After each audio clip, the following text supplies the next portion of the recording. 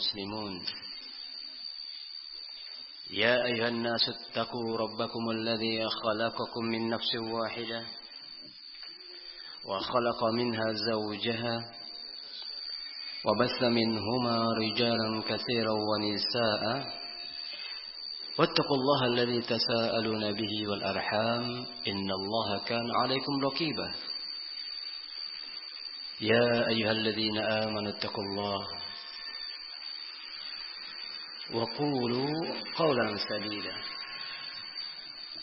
يصلح لكم أعمالكم ويغفر لكم ذنوبكم ومن يطع الله ورسوله فقد فاز فوزا عظيما فإن خير الحديث كتاب الله وخير الهدي هدي محمد صلى الله عليه وعلى آله وسلم وشر الأمور محدثاتها فإن كل محدثة بدعة وكل بدعة ضلالة وكل ضلالة في النار. إخواتي في الله وأخواتي في الدين rahimani wa rahimakumullah. Alhamdulillah, kita bersyukur pada Allah Ta'ala kembali ditakdirkan untuk hadir di majelis ilmu di salah satu dari rumah Allah Ta'ala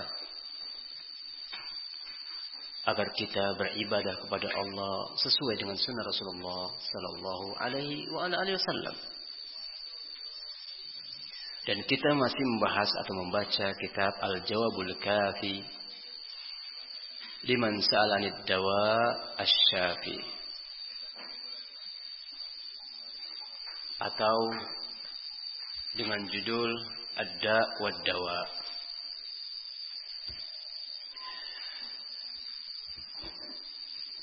Masih pembahasan tentang permasalahan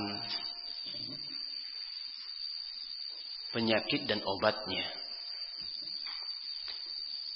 Di antara obat yang paling manjur dari perkara-perkara yang bisa menyembuhkan berbagai macam penyakit, yaitu doa. Ikhwati fillah rahimani wa rahimakumullah. Dalam kehidupan yang kita jalani, sering menghadapi berbagai macam tantangan dan rintangan.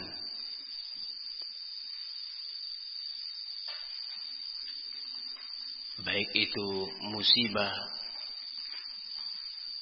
sakit, ataupun tantangan dan rintangan yang lainnya. Maka jangan lupakan doa. Berdoalah kepada Allah Azza wa Jalla. Allah menyatakan ud'uni astajib lakum. Berdoalah kepadaku, pasti aku akan kabulkan. Innal ladzina yastakbiruna an ibadati, sesungguhnya orang-orang yang menyombongkan diri tidak mau berdoa kepadaku, sayadkhuluna jahannama dakhirin, kami akan masukkan mereka ke dalam neraka jahanam dalam keadaan rendah, dalam keadaan hina. Doa adalah ibadah kepada Allah Azza wa Jalla. Doa memiliki peran penting agar seseorang memperoleh apa yang dia cita-citakan, apa yang dia harapkan. Maka insyaallah pada malam hari ini kita lanjutkan kajian kita dalam kitab Ad-Da' wad-Dawa, penyakit dan obatnya, pada fasal yang berikutnya, yaitu tentang doa dan ta'awudzat. Faslun. Qala Imam Ibnu Qayyim Al-Jauzi rahimahullah taala, faslun. Wal ad'iyatu wa ta'awudzatu bimanzilatis silah. Doa dan ta'awuz. Ta'awuz itu artinya minta perlindungan. Kalimatnya diantaranya a'udzubillah, a'udzubillahi minasyaitonirrajim misalnya. Aku berlindung kepada Allah dari godaan syaitan yang terkutuk, yang terajam.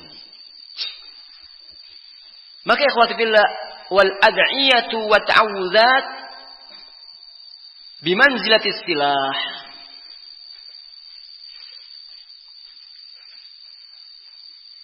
Doa dan ta'awuz, minta perlindungan itu kedudukannya seperti sebilah pedang.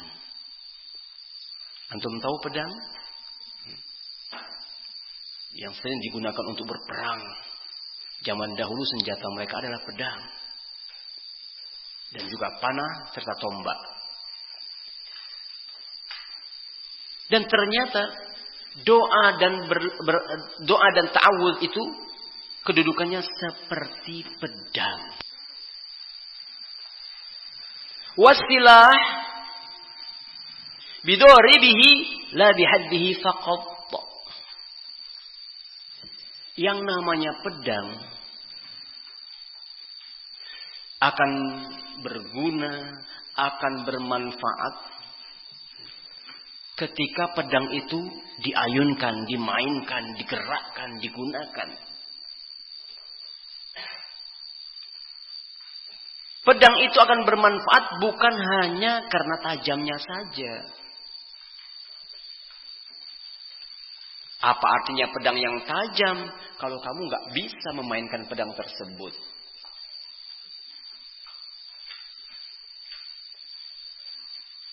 Pedang harus tajam. Dan pedang itu akan bermanfaat, akan berguna ketika kamu gerakkan, kamu gunakan. Kalau cuma pedang kamu yang tajam, cuma diletakkan dalam lemari kaca, dihiasi, musuh nggak takut. Pedang-pedang kami lebih banyak. Nah, lebih bagus-bagus dari kalian. Musuh tidak takut sama sekali dengan pedang-pedang kalian kalau kalian tidak menggunakannya. Begitu juga doa. Kalian tahu doa, tetapi jarang berdoa. Musuh kalian, syaitan-syaitan dari kalangan jin maupun syaitan-syaitan dari kalangan manusia nggak takut dengan kalian. Maka ikhwati fillah, doa dan ta'awudzat, ad-du'a wal ad'iya wat ta'awudzat, doa dan ta'awudz, doa dan ta'awudz, berlindung pada Allah itu kedudukannya seperti pedang. Yang pedang itu akan bermanfaat dan berguna ketika kalian mainkan, kalian gerakkan dengan gerakan-gerakan yang benar. Dengan latihan, belajar dengan yang ahli. Tidak cukup hanya sekedar tajam. Famata kana silahan taman la afata bihi. Maka ketika pedang itu adalah pedang yang sempurna, yang tidak ada cacat. Jadi syarat yang pertama, agar pedang kita itu bisa bermanfaat dan berguna, hendaklah kita gunakan pedang itu. Nah, syarat pertama itu pedang kita harus sempurna, tidak cacat, tidak patah, tidak tumpul,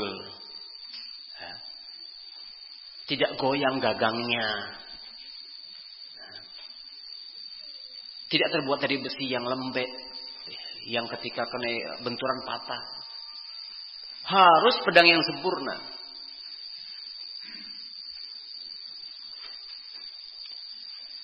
Ini syarat yang pertama. Syarat yang kedua, was-sa'idu sa'idun qawiyyun. Dan ketika Orang yang memainkan pedang tersebut adalah orang yang kuat. Tenaganya kuat, fisiknya kuat, semangatnya kuat, keyakinannya kuat. Dan dia sudah berlatih menggunakan pedang tersebut. Maka insya Allah akan berhasil kalau terpenuhi syarat-syaratnya. Syarat yang ketiga, wal mani'u mafqudun. Tidak adanya penghalang pedang tersebut ketika digerakkan kepada musuh, tidak ada penghalang. Kalau tiga-tiga perkara ini ada pada kalian, hasalat bihin nikaya fil adu, niscaya pedang kalian menjadi pedang yang bermanfaat yang bisa melukai musuh. Pedang kalian akan berguna dan bisa mengalahkan musuh kalian, melukai musuh kalian kalau terpenuhi tiga syarat. Pertama, pedang kalian adalah pedang yang sempurna. Tidak ada cacat. Tidak patah. Tidak rusak. Tidak tumpul. Dan yang lainnya. Kedua, kamu adalah orang yang pawai, yang kuat untuk memainkan pedang tersebut. Lah bagaimana kamu akan menggunakan pedang yang tajam kalau ngangkatnya aja nggak kuat? Malas olahraga, malas makan. Tunggu kamu ya, saya di rumah punya pedang yang tajam, terbuat dari besi wis yang kuat. Pas bawanya nyeret-nyeret, tertawa musuh. Ayo angkat, nggak kuat ngangkatnya, berat. Maka tidak akan memperoleh hasil. Maka syarat yang kedua, orang yang menggunakan pedang adalah orang yang kuat. Yang ketiga, wal mani'u mafqudun. Tidak adanya penghalang pedang itu mengenai musuh. Musuhnya tidak menggunakan tameng, tidak menggunakan baju besi. Ketika kamu ayunkan pedangmu dan mengenai musuh, maka lukalah musuh tersebut. Wa mata takhallafa wahidun min hadhihi thalatha takhallafa ta'sir. Sebaliknya ikhwati fillah, ketika satu saja dari tiga syarat ini tidak terpenuhi, maka tidak akan tercapai tujuan kalian. Maka tidak akan berguna pedang kalian yang tajam. Tajam sih tajam, tapi gagangnya goyang. Gampang lepas. Pas mau mukul musuh, loh pedangnya lepas ke belakang. Ditertawakan musuh. Nggak berhasil kamu melukai musuh. Nah. Atau udah bengkok, atau udah retak. Ketika benturan langsung patah. Atau menghadapi musuh, ternyata musuh menggunakan tameng. Pakai topi baja, pakai baju baja, baju besi. Ditambah lagi pakai tameng untuk ngadangi pedang-pedang. Ketika kamu mainkan pedang secara tidak lihai, ditangkisnya. Gagal tujuan kamu. Kalau satu saja kurang, maka tidak tercapai. Anggaplah pedangmu sempurna. Tapi kamu nggak kuat menggunakannya. Gagal. Anggaplah kamu kuat, tapi pedangnya nggak sempurna. Gagal juga. Anggaplah kamu kuat, pandai memainkan pedang, dan pedangmu sempurna, tetapi musuh memiliki tameng yang sangat kokoh. Susah juga kamu melukai kulitnya, sehingga akan gagal pula. Maka tiga-tiganya harus terpenuhi. Fa idza kana ad-du'a fi nafsihi ghairi salih, maka ketika doa yang kamu panjatkan kepada Allah Azza wa Jalla ternyata bukan doa yang baik, doanya jelek, gara-gara urusan dunia marahnya ekstrim, berlebihan, kena disakiti, kena ditipu, atau dizolimi. Doa pada Allah, ya Allah, laknat orang penipu ini sampai 7 turunan ya Allah. Apa salah cucu-cucunya? Ketika sampai dilaknat sampai 7 turunan. Doanya kejelekan, hancurkan dia, binasakan dia, dan segala macamnya. Maka doa kalian tidak akan tercapai. Maka harus baik, harus soleh. Ketika doa itu adalah doa yang soleh, ditambah lagi audai. Maka ketika doa kalian adalah doa yang tidak baik, doa kalian adalah doa yang tidak baik, yang tidak soleh. Ditambah lagi da'i lam yajma' baina qalbihi wa lisanihi fi du'a. Kamu yang berdoa tidak bisa menggabungkan hatimu dan lisanmu. Doa sih doa. Hati-hati kamu, doa ini senjata kaum mukminin, senjatanya kaum muslimin. Ya Allah, hancurkan tubuh itu ya Allah. Hatinya tuh enggak nyambung dan lisannya. Wajahnya entah ke sana kemari, cari pensil, cari minum, doanya lancar. Tapi pikirannya, hatinya tidak menghadap pada Allah Ta'ala. Tidak bisa menggabungkan antara doa dengan hatinya, antara lisannya dengan kolbunya. Maka akan gagal doa kamu. Kalau kamu berdoa itu betul-betul mengharap bantuan Allah, tidak ada bantuan lain kecuali hanya Allah.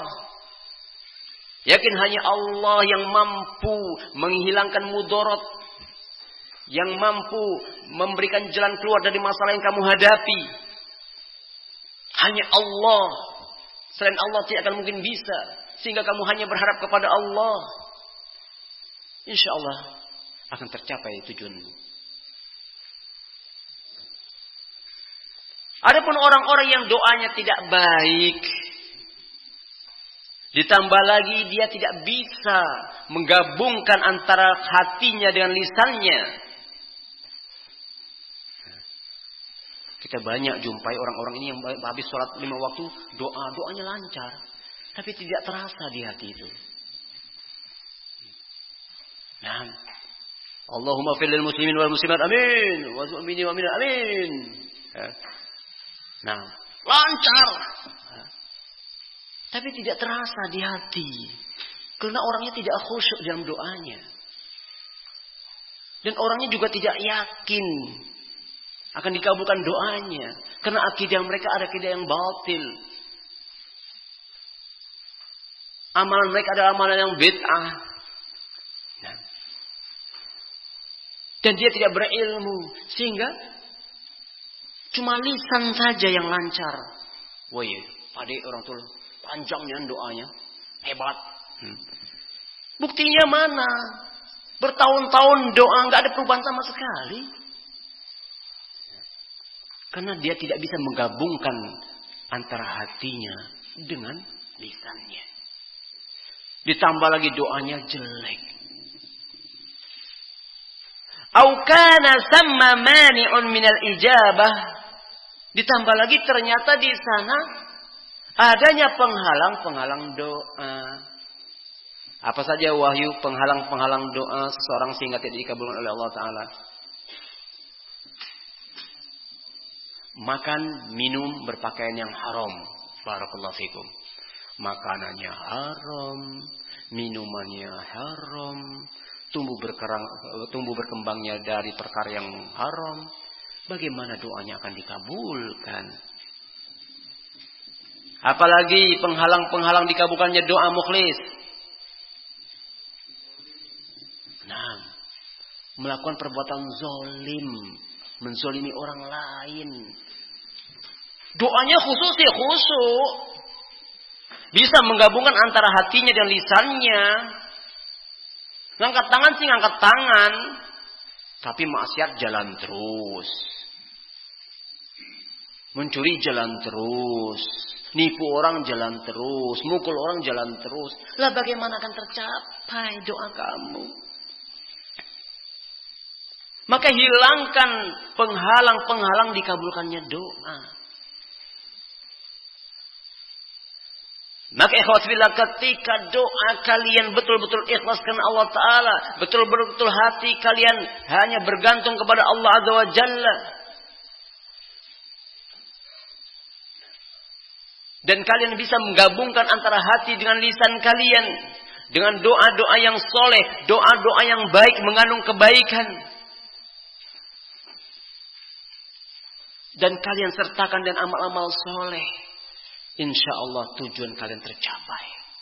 Dan doa kalian itu terasa berat bagi musuh-musuh. Nah, musuh jadi takut. Allah akan kirimkan ru'ub, rasa takut dalam hati-hati mereka. Pada senjata mereka lebih lengkap dari kalian. Pasukan mereka lebih banyak daripada kalian. Latihan yang sungguh-sungguh bertahun-tahun mereka lakukan. Tetapi Allah kasih dalam hati mereka rasa ru'ub, sehingga mereka takut dengan kalian. Karena doa kalian didengarkan oleh Allah Azza wa Jalla. 1 bulan sebelum mengadakan pertempuran, mereka sudah getar-getir. Begitu juga jin-jin yang menyakiti kalian, jin-jin yang kafir, ketika kalian berdoa kepada Allah Azza wa Jalla, ketika kalian berlindung kepada Allah Azza wa Jalla, ucapan kalian terasa berat bagi mereka. Panas yang mereka rasakan. Ketika kalian bisa menggabungkan hati kalian dengan lisan kalian, betul-betul berta'awudz, berlindung kepada Allah Azza wa Jalla saja, tidak yang lainnya.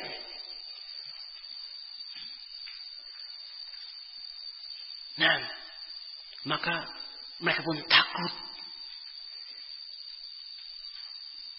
Maka ya kuwatibillah, hanya dengan doa dan ta'awudz saja tujuan kalian bisa tercapai. Kalau terpenuhi syaratnya. Apalagi ditambah dengan ayat-ayat, apalagi ditambah dengan sedekah, dengan membaca Al-Quran, dengan zikir dan lainnya lebih ampuh lagi. Karena doa silahul mu'min, doa itu senjatanya orang yang beriman. Wal adiyah wa ta'awudzat bimanzilatis silah. Doa dan berlindung pada Allah kedudukannya seperti senjata. Semakin kalian berlindung pada Allah, semakin kuat senjata kalian. Berlindunglah hanya kepada Allah. Bukan berlindung dengan keris-keris kalian, dengan jimat-jimat kalian. Berlindunglah kepada Allah Azza wa Jalla.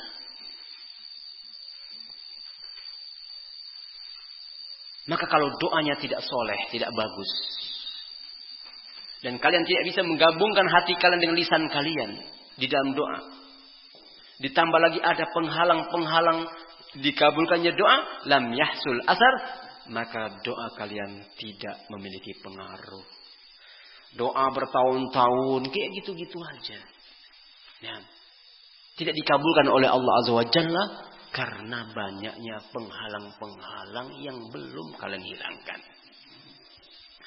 Ya kalau maka berdoalah ketika menghadapi berbagai macam kesulitan dalam hidup ini, baik kesulitan ekonomi, kesehatan, atau yang lainnya, berdoa kepada Allah.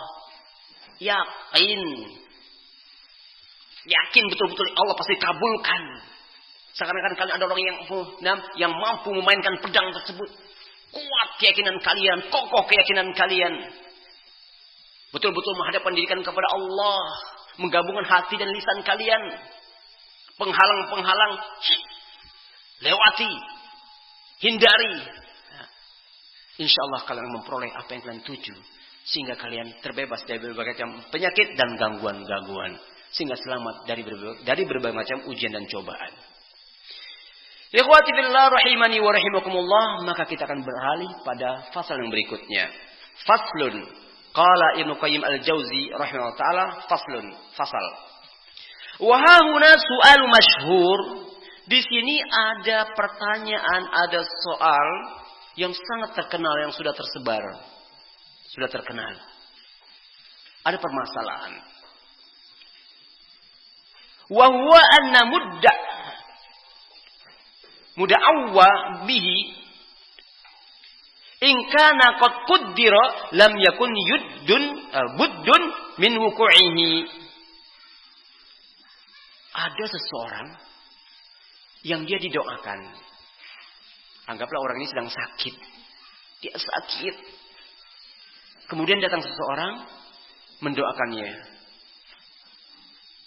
Allahumma rabban nas adhibil ba'sa washfi antas syafi la shifaa illa shifauk shifa la yughadiru saqama. Wahai Rabb, penciptanya manusia, hilangkanlah gangguan ini. Sembuhkanlah ya Allah, karena Engkau lazat penyembuh. Dengan kesembuhan yang tidak terkena penyakit lagi. Yang tidak berulang lagi penyakitnya. Tahu-tahu ada orang datang. Alah percuma, kamu doain itu percuma. In kana qad quddira lam yakun buddun min wuku'ihi. Kalau orang ini sudah ditetapkan oleh Allah Subhanahu wa taala sakit, ya sakitlah. Nah, ya enggak sembuh dia. Da'a bihil abdu aw lam yad'u. Sama saja kamu ada orang yang mendoakannya atau tidak, sama saja tetap sakit. Takdirnya sakit ya sakit. Mau kau doain tidak pengaruh, kau orang yang tidak mendoakan dia tidak berpengaruh. Karena takdirnya sakit, enggak usah pakai doa-doa lah, repot amat. Wa illam yakun qad quddira lam yaqa sawa'un sa'alahul abdu aw lam yas'alhu. Sama saja kalau Allah tidak takdirkan dia sakit, ya dia akan sehat, sembuh. Dia enggak bakal sakit. Sama saja kamu doakan dia, doakan atau tidak doakan enggak ada manfaatnya, enggak ada gunanya. Semua itu sudah ditakdirkan Allah, Mas. Masya Allah.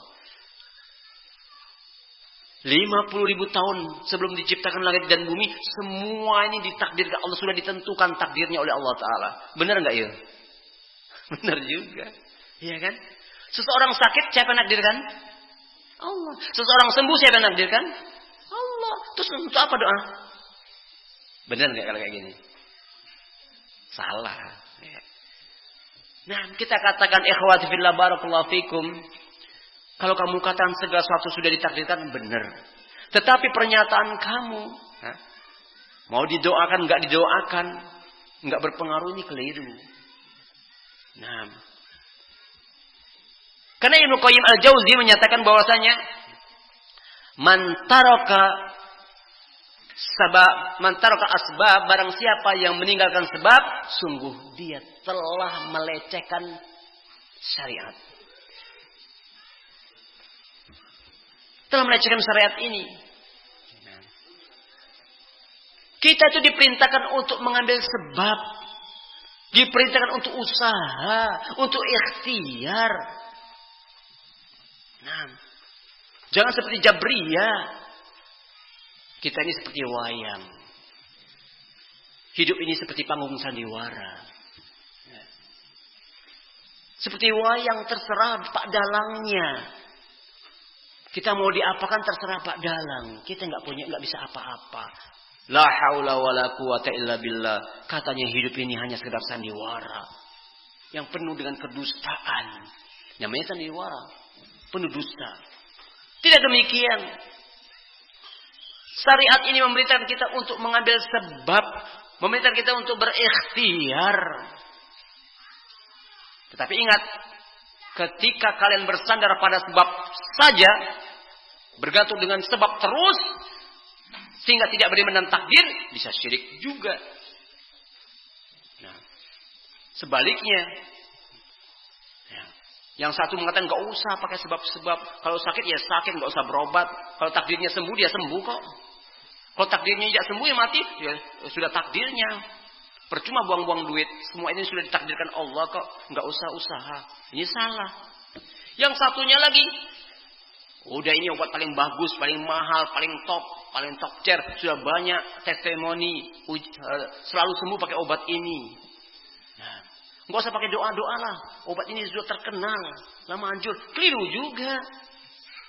Dan ini kesyirikan, seakan-akan yang menyembuhkan bukan Allah, tapi obat, ini juga syirik. Maka ikhwati fillah, kita mengerjakan sebab itu mengandung pahala dari sisi Allah SWT. Ketika sebab itu pas, benar dan tepat, insya Allah akan ada hasil. Hasil itu akan kita peroleh ketika kita menggunakan sebab. Tetapi, segala sesuatu sudah ditakdirkan oleh Allah Ta'ala. Sebab apapun yang kita kerjakan, kalau Allah tidak takdirkannya tidak terlaksana juga. Tetapi karena takdir ini rahasia, tidak ada yang mengetahui kecuali Allah, kerjakan sebab. Jangan kamu meninggalkan sebab. Wah, anak kamu tuh jatuh, bawa ke dokter. Biarlah satu. Nah, takdirnya sama lagi. Hah? Itu berdarah. Nah, takdirnya sembuh. Kalau takdirnya tidak sembuh, biarlah. Berarti memang Allah takdirkan sarido. Ini Jabriyah ini. Nah, tega dia. Nah, tidak mau melaksanakan sebab. Maka ikhwata fillah, fa dhannat ta'ifatun sihhati hadzal su'al. Sebagian manusia menganggap benar ini. Kita tuh harus beriman dengan takdir. Nah, kalau sudah ditakdirkan sakit ya sakit, enggak usah berobat. Mau berobat apapun enggak akan sembuh kalau takdirnya sakit kok. Iya nian puluh dah.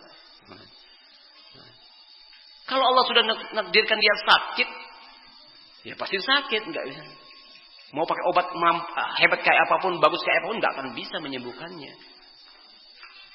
Salah. Tidak benar itu. Nah, dari mana kamu tahu bahwa Allah tidak menakdirkan dia sakit dan tidak akan pernah sembuh? Apakah kamu dapat wangsit? Apakah Allah menurunkan wahyu kepada kamu sehingga kamu berani menebak takdir Allah Subhanahu wa taala?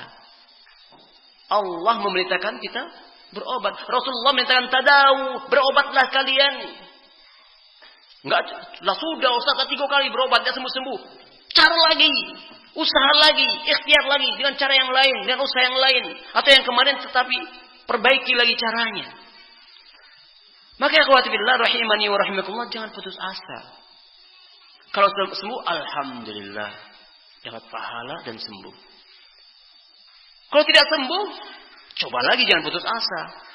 Karena kita tidak tahu apa yang terjadi setelah ini. Maka ikhtiarlah. Dan ikhtiar kalian mengandung pahala. Dan dengan sebab tersebut, bisa jadi dengan sebab tersebut kalian mendapatkan kesembuhan. Sehingga ada orang menyangka bahwasanya ucapan tadi, nggak usah pakai doa-doa. Karena semua ini sudah ditakdirkan oleh Allah Ta'ala. Fatarakat doa.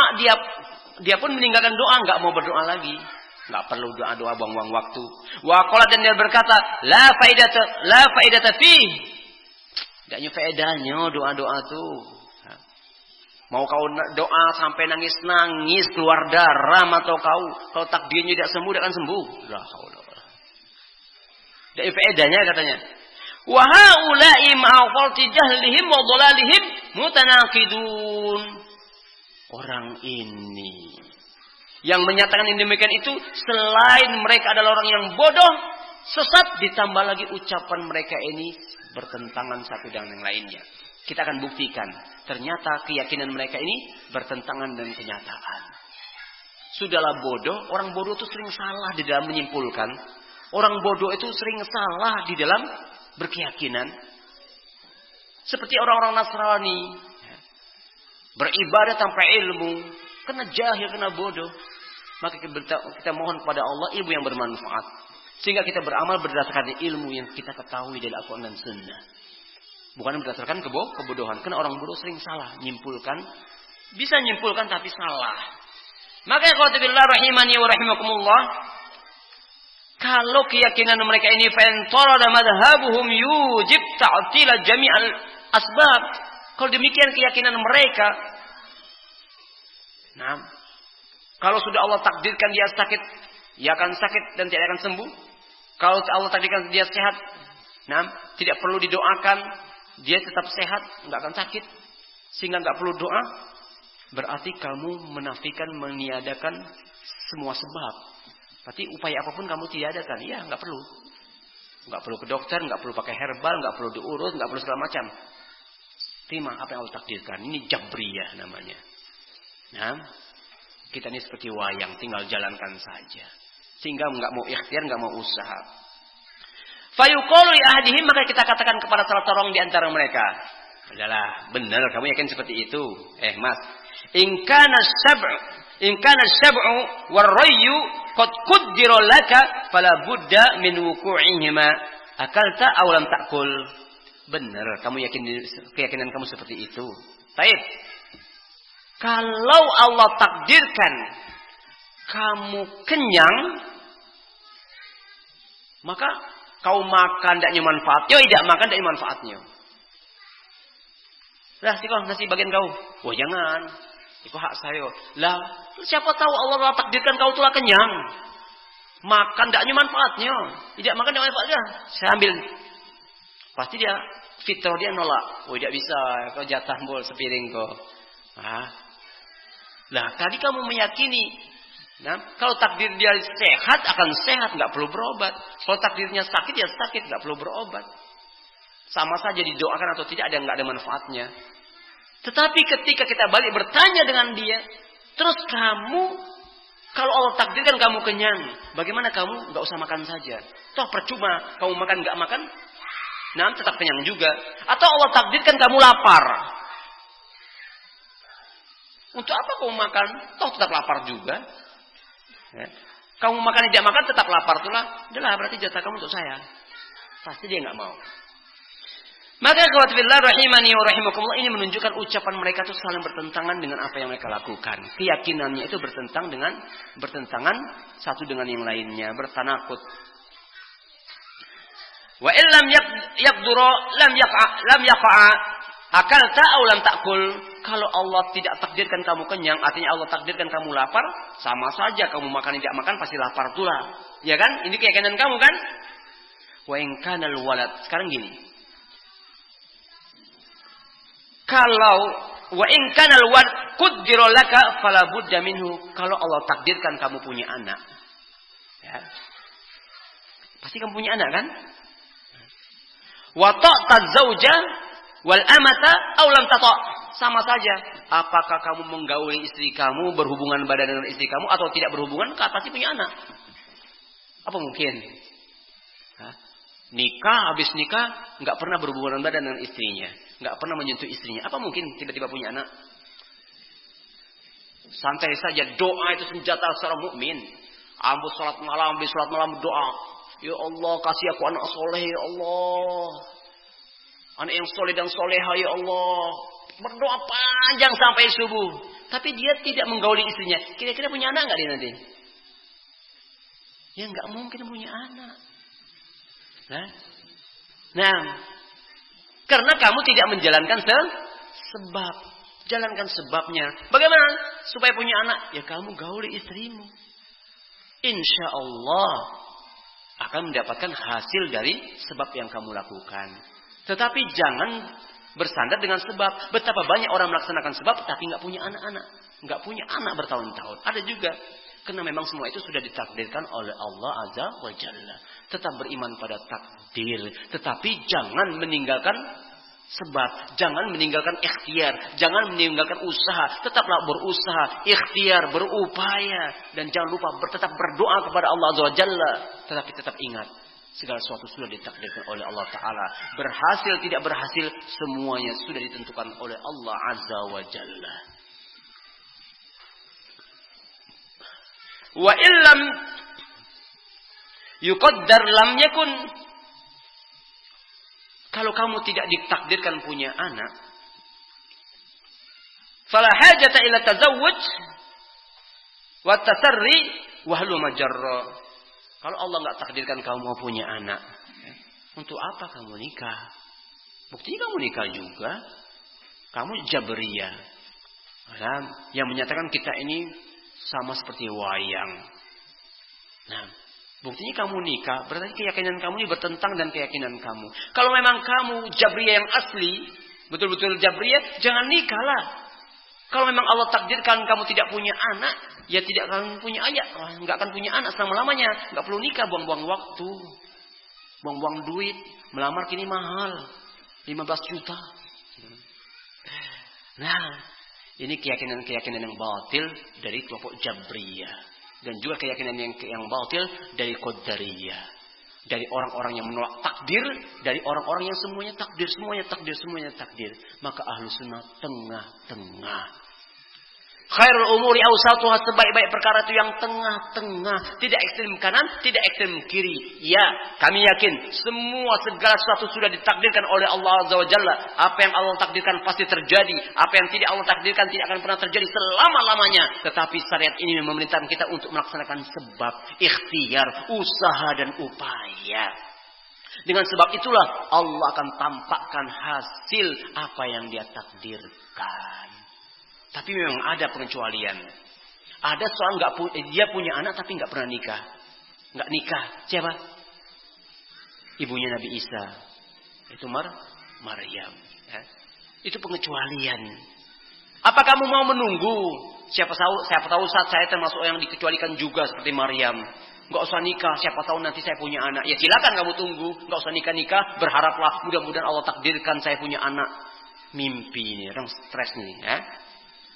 Fal yaqulu hadza aqilun aw adami. Begitu guys seterusnya. Apakah dikatakan orang ini punya akal atau enggak punya akal? Nah, yang menyatakan bahwasanya kita enggak perlu berdoa, kalau sudah ditakdirkan sehat ya sehat, kalau ditakdirkan sakit ya sakit, enggak perlu doa. Orang ini berakal atau enggak sih sebenarnya? Kalau Allah takdirkan kita punya anak akan punya anak, nikah enggak nikah akan punya anak. Dari mana? Nikah aja tidak berani. Mau punya anak. Nah, orang yang nikah aja kadang nggak punya anak, kamu tergantung takdir. Kalau Allah takdirkan punya anak, saya punya anak saat nggak perlu nikah. Nanti ada aja saya nanti punya anak. Dari mana? Ikhtiar enggak, usaha enggak. Kamu ini berakal enggak sih? Punya akal enggak sih kamu itu? Enggak punya akal kamu itu. Ketahuilah, balil hayawan al-bahim mafturun ala mubasharatil asbab allati biha qawamuhu wa hayatuhu. Hewan saja, binatang ternak saja, mereka itu dituntut untuk berusaha agar berlangsungnya kehidupan mereka. Ya namanya ayam tetap makan dia, biar mereka tetap sehat, tetap hidup, makan. Supaya memiliki anak-anak mereka tetap kawin. Nah, ayam saja ternyata lebih berakal dari kamu. Mereka ikhtiar, mereka upaya, mereka berusaha. Padahal mereka nggak punya akal. Tapi mereka menggunakan sebab. Melaksanakan sebab. Kamu yang dikasih akal oleh Allah Azza wa Jalla. Punya akal, punya pikiran, punya mata, punya anggota tubuh yang lengkap. Kok nggak melaksanakan sebab? Hanya beralasan dengan takdir.